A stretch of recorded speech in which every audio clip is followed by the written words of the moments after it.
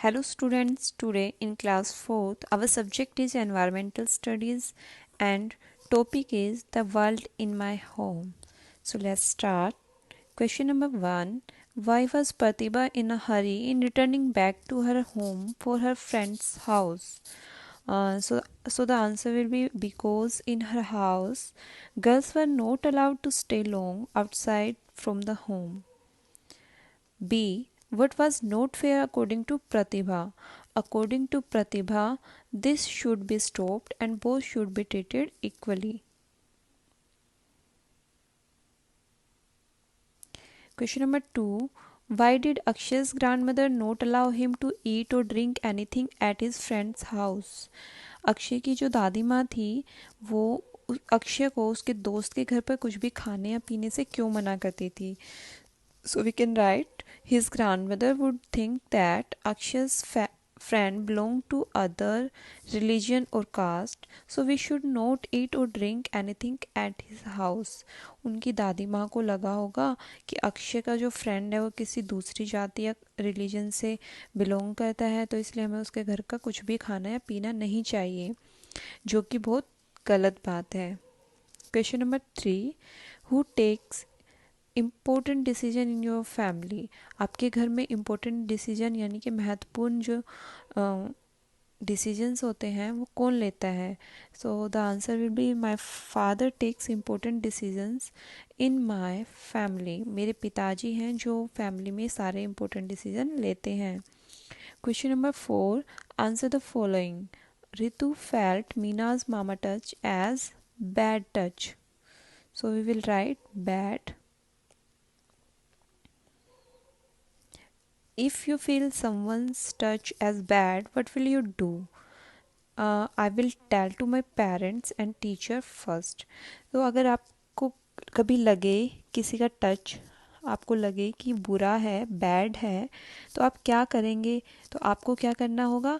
सबसे पहले आपको अपने मम्मा पापा या फिर अपने अध्यापक को, टीचर को बताना है. What is child helpline number? Child helpline number is 1098. Good touches and bad touches. You can explain good touch as a way for people to show they care for each other and help each other.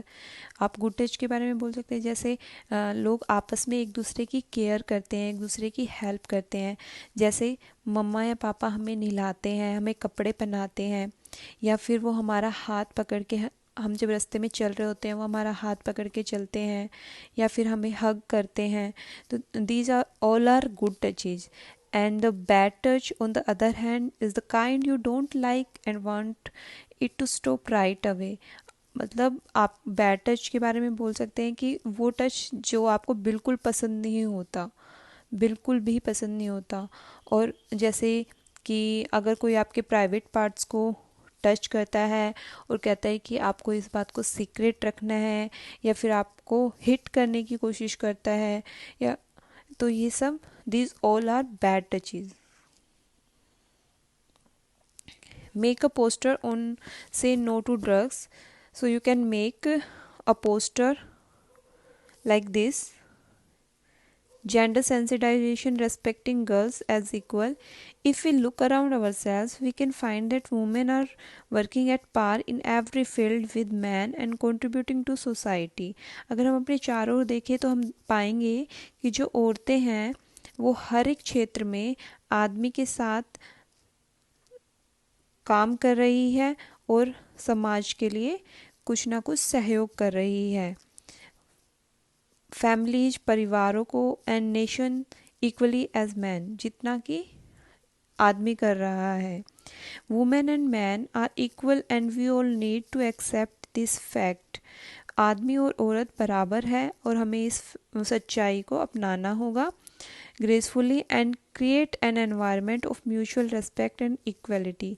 और एक ऐसा वातावरण पैदा करना होगा जो सभी के लिए बराबर हो, सबके लिए रिस्पेक्ट वाला हो. Name 5 famous women personalities from different fields. We can write Indira Gandhi,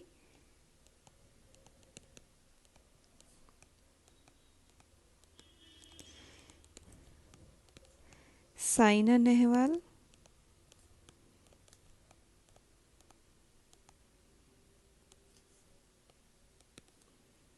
PT Usha,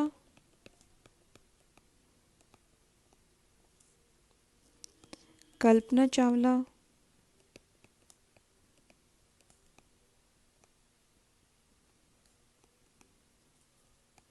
mother Teresa.